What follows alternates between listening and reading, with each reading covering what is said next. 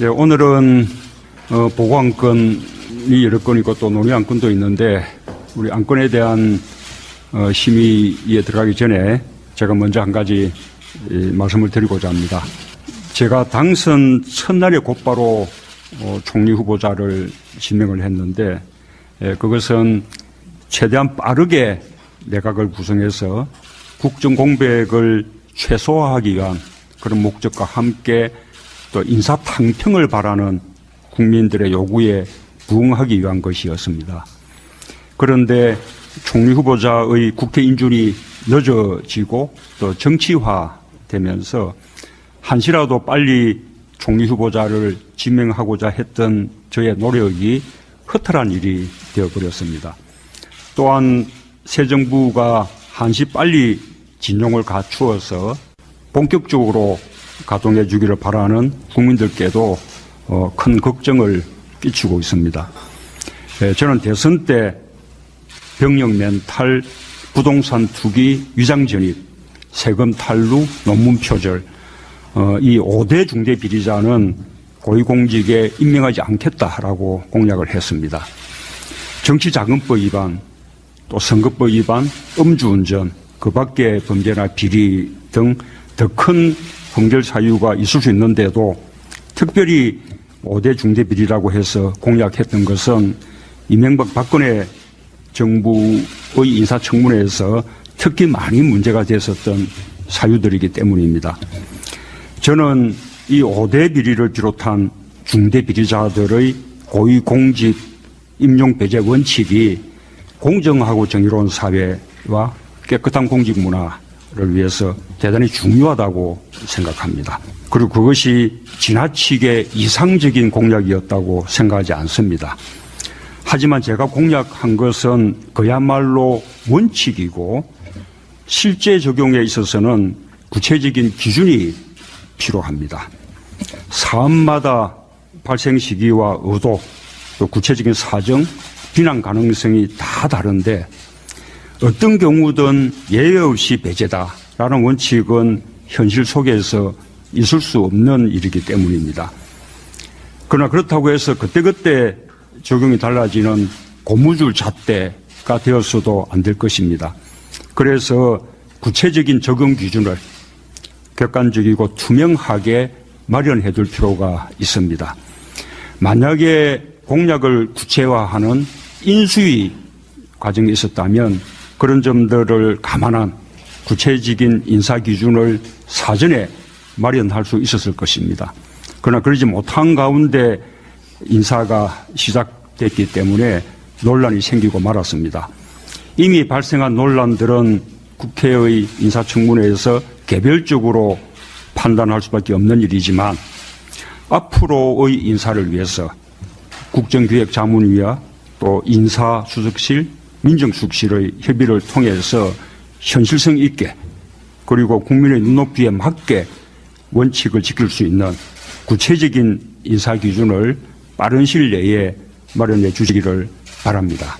5대 비리에 관한 구체적인 인사 기준을 마련한다는 것은 결코 공약을 지키지 못하게 됐다거나 또는 후퇴시키겠다는 뜻이 아닙니다.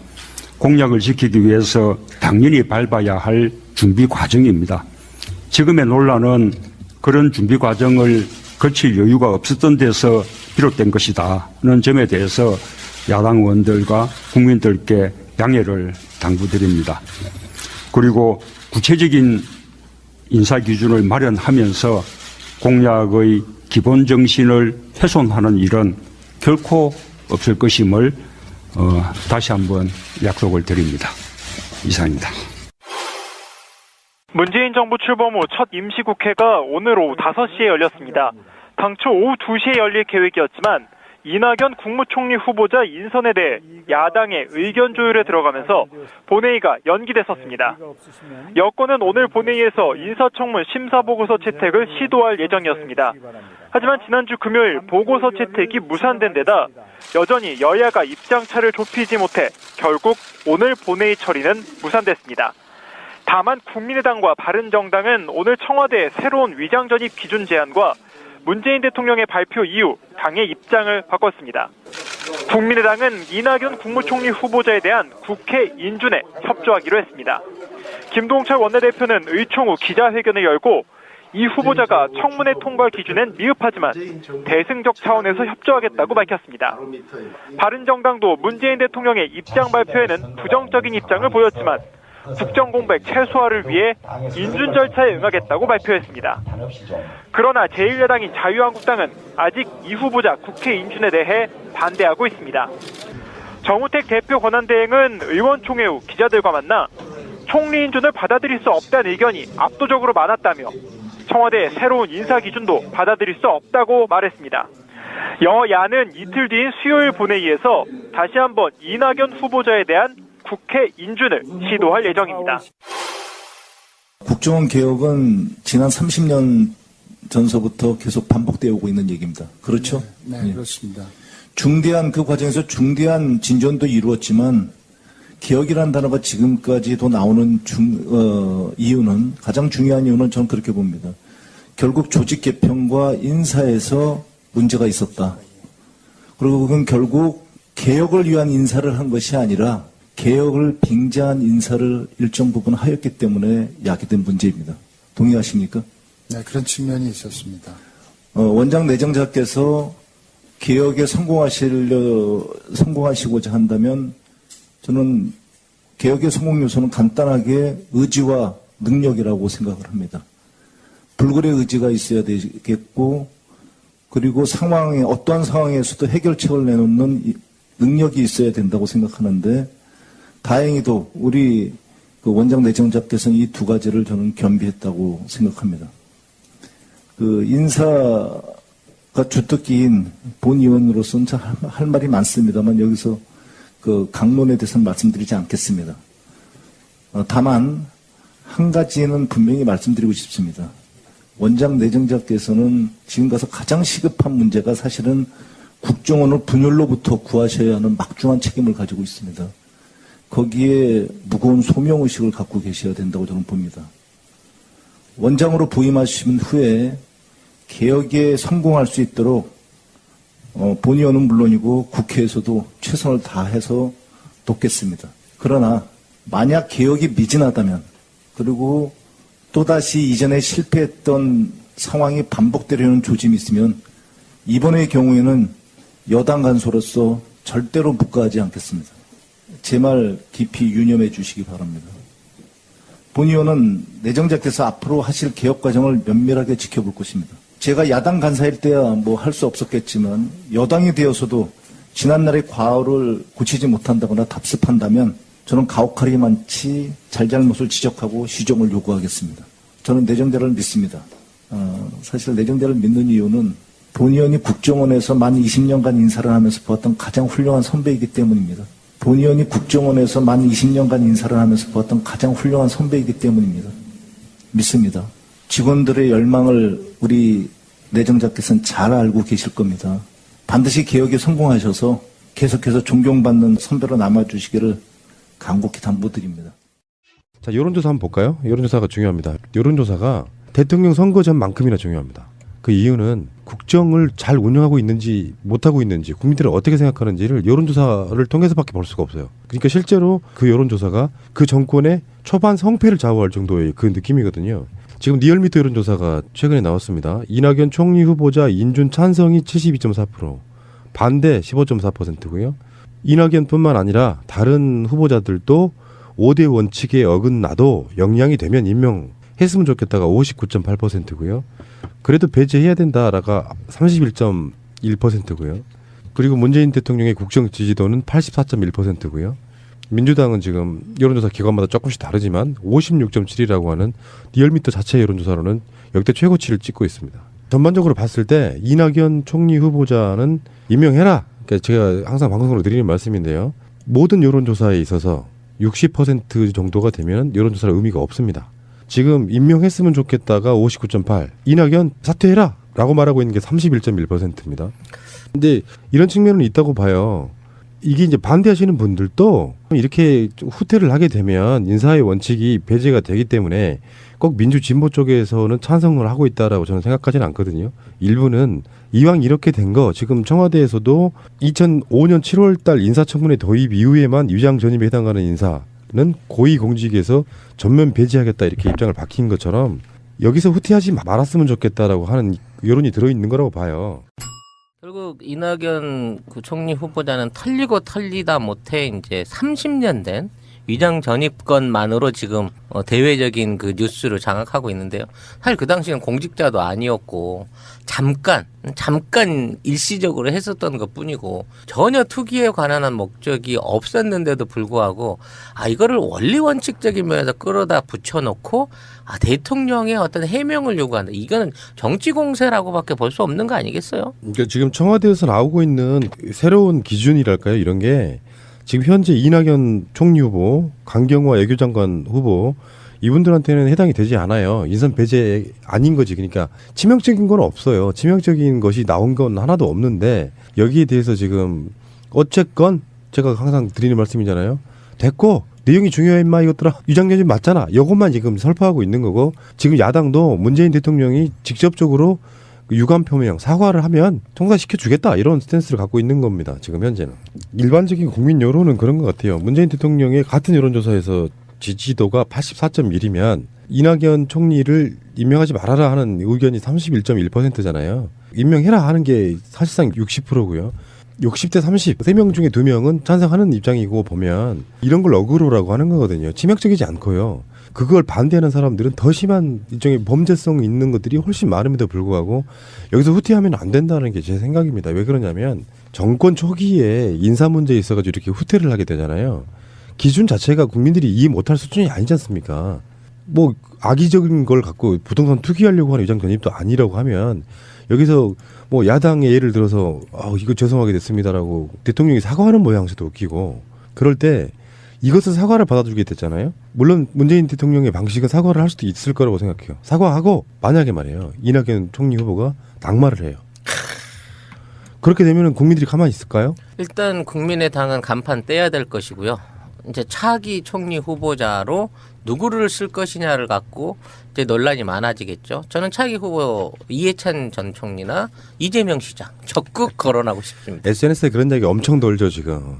이낙연 안 되면 니들 이해찬이나 이재명 들어간다? 뭐 이렇게 되고 그런 이야기도 있는데 뭐 그건 사실상 가능성 없는 이야기 같고요. 그래서 야당들이 갖고 있는 생각은 난 뭔지 모르겠어요. 그러니까 자기들의 존재감 과시 같은 거거든요. 일종의. 지금 현재 태클 걸어봐야 도움 안 된다는 것도 뻔히 아는데 그래서 우리도 할 말을 해야겠어라고 굳이 꺼내는 게 너무 짜잘한 것들이라서 이게 이런 거는 제가 항상 말씀드리지만 특히 자유한국당 같은 경우는 자기들이 국정농단 사태에 직접적인 책임이 있는 정당이지 않습니까? 그러면 다 마음에 들지는 않아도 이 정도면 훌륭하니까 통과시켜줄게. 이렇게 하면 굉장히 쉽게 끝날 문제거든요. 그동안 그들이 청문회 해왔던 지난 정권에서의 어떤 후보자인들 투기와 위장전입이 없었던 후보가 단 한 명이라도 있었습니까?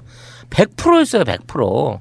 근데 지금 와서 이거를 막 거품을 물고 늘어지는 이런 거는 일종의 뭐 아까 말씀 어그로의 부분일 수도 있겠습니다만은 뭐 똥 묻은 개가 겨 묻은 개 나무란다는 그런 심정 아니겠습니까? 그러니까 국민들이 야 그럴 거면 국회의원도 전부 한번 까보자라는 얘기도 나오고 있고 아예 선출직 공무원을 포함해서 임명직을 포함해서 어떤 공직자의 기준 임명 기준법을 새로 만들어가지고 거기에 위장전입을 강력하게 넣어보자 뭐 이런 얘기도 나오고 있는 거거든요.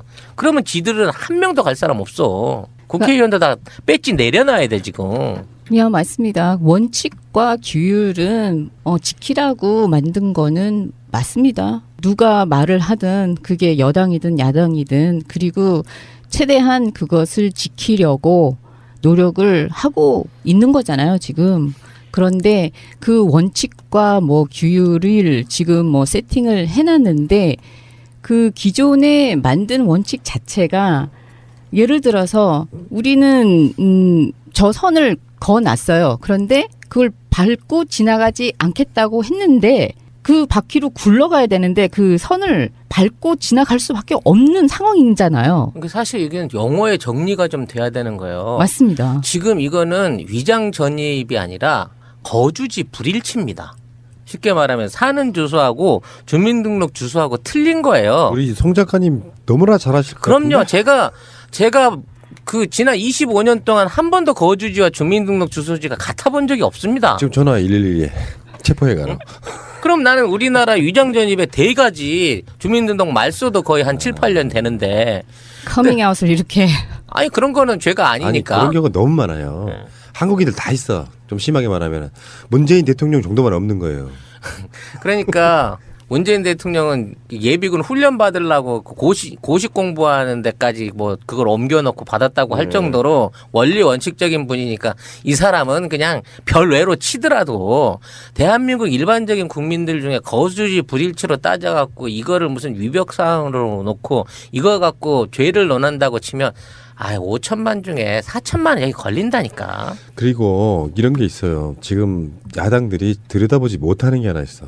그 지금 청와대에서 아까 그 인사 기준을 만든다 그랬잖아요. 이게 논문 표절 같은 경우도요. 그게 하도 논란이 되니까 2007년 이후에 6줄 이상 표절한 거 뭐 이런 그 기준이 생겼단 말이야. 그러니까 요게 만약에 제대로 된 시스템으로 만들어지면은 이걸 피해갈 수 없는 사람들이 실제로 야당에 수도 없이 많아요. 본인들 자체가 이런 식으로 계속 어그로를 끌면 청와대 입장에서는 그런 거 아니에요. 일단 현 상황을 좀 이해해달라 이런 측면이 있고 뭐냐면은 일단 인수위원회가 없었잖아요. 사람들을 임명을 할 때 충분히 검증할 만한 시간이 없었던 부분이 뭐냐면 야당이었기 때문에 실제로 뒤쫓아서 사실 불가능했다고 보고 어떤 사람에 대한 하마평만 듣고 그 사람을 임용했을 가능성이 꽤 있는 것이고요.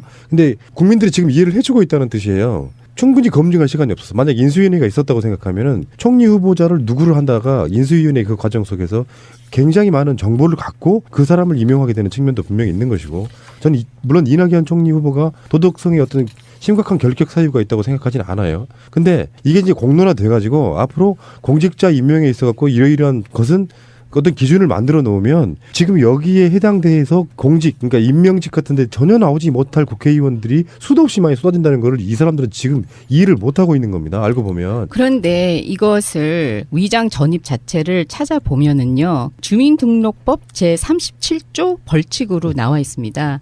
근데 정의가 돼 있고 원인이 돼 있어요. 그런데 대충 보면은 뭐 자녀를 좋은 학교에 보내기 위한 목적 아니면 기초생활수급권자로 선정되기 위해서 아니면 임대아파트 아니면 공무원 공채준비생 아니면 공무원 아니면 부동산 투기 아니면 오피스텔이나 원룸 고시원 등을 거주하는데 뭐 등등등으로 나와 있는데요. 지금 우리 그 청문회에 나와 계신 분들이 관련된 거에 대해서는 나오지가 않아 있어요. 자녀를 좋은 학군에 보내려든지 뭐 그런 거에 대해서는 지금 그 청문회를 하고 계시는 분들이 이걸 읽어보셨는지 저는 궁금해요. 그래서 우리가 계속 말하고 있는 거잖아요. 그냥 반대하고 싶어서 반대를 하고 있잖아라고 우리는 계속 물어보는 거잖아요. 그러니까 그게 반대를 위한 반대인데 아까도 좀 말씀드렸지만 시국이 시국이고 어떻게 탄생한 정권인데 결국 이 사람들이 어그로 끄는 건 딱 하나라고요. 우리 야당이 있어. 함부로 하지 마. 그 내용이 어쨌건 간에 위장 전입은 위장 전입이잖아. 이렇게 말을 하고 싶어 하는 거예요. 그래서 문제가 없다는 것이 아니라 총리 후보자 결정에 있어서 탄핵으로 탄생한 정권이 대통령이 첫 임명한 인사 국무총리 후보자에 대해서 시간 끌기 하고 어그로를 끌기 시작하면은 결론적으로 말해서 야당에게 이럴 게 없다는 뜻이에요. 그러니까 상황이 이렇게 되는 거라고요. 청문회 끝나고 나서 청문회 의원들이 청문회 보고서를 채택하고 그 채택이 되고 나면 국회 본회의에서 찬반 투표를 해요. 근데 청문회 보고서 채택이 안 되니까 찬반 투표까지 가지를 못하고 있는 거거든요. 근데 이게 장기적으로 계속 딜레이가 돼갖고 총리 후보자가 후보자인 상태로 계속 오랫동안 머물게 되면 여론이나 국민들은 계속 이런 생각을 할 수밖에 없어요.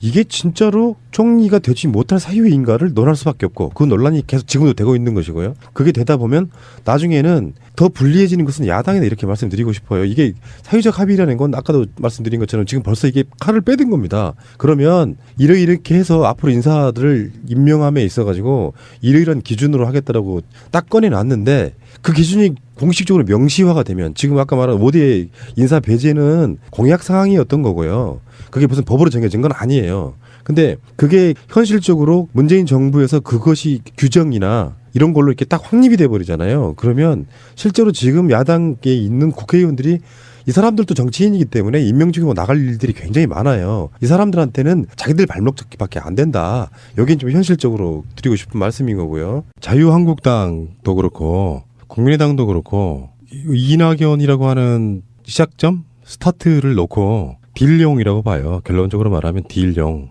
첫 후보자, 더군다나 국무총리 후보자에 대한 논란이 이렇게 세게 붙으면은 만약에 여기서 이제 어느 한쪽이 양보를 할 거 아닙니까? 뭐 심각하게는 국무총리 후보자의 지명 철회가 될 수도 있고요. 또 야당들이 국민의 여론에 못 이겨가지고 결국은 통과시켜주는 경우도 있을 수 있는데 결론적으로 말해서 이 다음에 이어지고 있는 서훈 국정원장 후보자, 그 다음에 김상조 후보자 이렇게 가는 과정에서 절대 되면 안 되는 인물들이 저는 있다고 봅니다. 딜용으로 지금 길게 어그로를 끌고 있는 측면이 분명히 있다고 보고 결국은 양보해 줄 겁니다. 양보라는 게 국민의 어떤 여론에 밀려서든지 뭐 어쩌든지 이낙연 후보자는 통과가 될 텐데 문제는 이제 앞으로 벌어질 수 있는 여러 가지 논란들에 있어서 결론적으로는 김상조 후보자가 절대 되면 안 되는 사람 중에 대표적인 인물이라고 보면 김상조가 타겟이 아닌가 이런 생각도 해보네요. 예. 네, 오늘은 보고안건이 여러 건이고 또 논의안건도 있는데 우리 안건에 대한 심의에 들어가기 전에 제가 먼저 한 가지 말씀을 드리고자 합니다.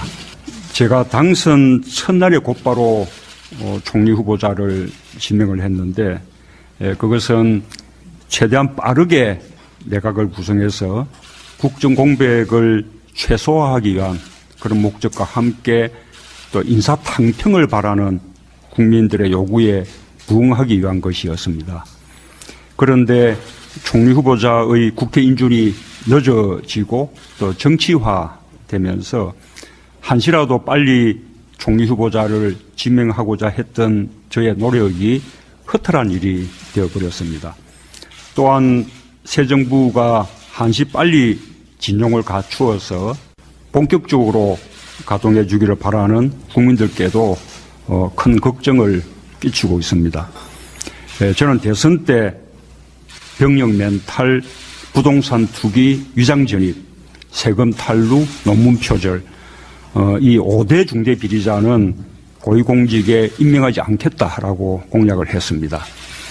정치자금법 위반, 또 선거법 위반, 음주운전, 그 밖에 범죄나 비리 등 더 큰 검열 사유가 있을 수 있는데도 특별히 5대 중대 비리라고 해서 공약했던 것은 이명박 박근혜 정부의 인사청문회에서 특히 많이 문제가 됐었던 사유들이기 때문입니다. 저는 이 5대 비리를 비롯한 중대 비리자들의 고위공직 임용 배제 원칙이 공정하고 정의로운 사회와 깨끗한 공직 문화를 위해서 대단히 중요하다고 생각합니다. 그리고 그것이 지나치게 이상적인 공약이었다고 생각하지 않습니다. 하지만 제가 공약한 것은 그야말로 원칙이고 실제 적용에 있어서는 구체적인 기준이 필요합니다. 사안마다 발생 시기와 의도, 또 구체적인 사정, 비난 가능성이 다 다른데 어떤 경우든 예외 없이 배제다라는 원칙은 현실 속에서 있을 수 없는 일이기 때문입니다. 그러나 그렇다고 해서 그때그때 적용이 달라지는 고무줄 잣대가 되었어도 안 될 것입니다. 그래서 구체적인 적용 기준을 객관적이고 투명하게 마련해 둘 필요가 있습니다. 만약에 공약을 구체화하는 인수위 과정이 있었다면 그런 점들을 감안한 구체적인 인사 기준을 사전에 마련할 수 있었을 것입니다. 그러나 그러지 못한 가운데 인사가 시작됐기 때문에 논란이 생기고 말았습니다.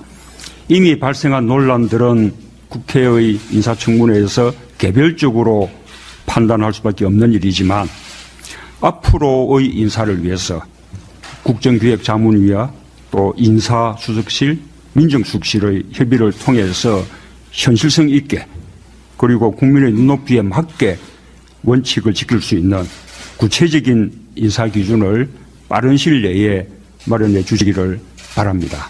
5대 비리에 관한 구체적인 인사 기준을 마련한다는 것은 결코 공약을 지키지 못하게 됐다거나 또는 후퇴시키겠다는 뜻이 아닙니다. 공약을 지키기 위해서 당연히 밟아야 할 준비 과정입니다. 지금의 논란은 그런 준비 과정을 거칠 여유가 없었던 데서 비롯된 것이다는 점에 대해서 야당 의원들과 국민들께 양해를 당부드립니다. 그리고 구체적인 인사 기준을 마련하면서 공약의 기본 정신을 훼손하는 일은 결코 없을 것임을 다시 한번 약속을 드립니다. 이상입니다. 문재인 정부 출범 후 첫 임시국회가 오늘 오후 5시에 열렸습니다. 당초 오후 2시에 열릴 계획이었지만 이낙연 국무총리 후보자 인선에 대해 야당의 의견 조율에 들어가면서 본회의가 연기됐었습니다. 여권은 오늘 본회의에서 인사청문 심사보고서 채택을 시도할 예정이었습니다. 하지만 지난주 금요일 보고서 채택이 무산된 데다 여전히 여야가 입장차를 좁히지 못해 결국 오늘 본회의 처리는 무산됐습니다. 다만 국민의당과 바른정당은 오늘 청와대의 새로운 위장전입 기준 제안과 문재인 대통령의 발표 이후 당의 입장을 바꿨습니다. 국민의당은 이낙연 국무총리 후보자에 대한 국회 인준에 협조하기로 했습니다.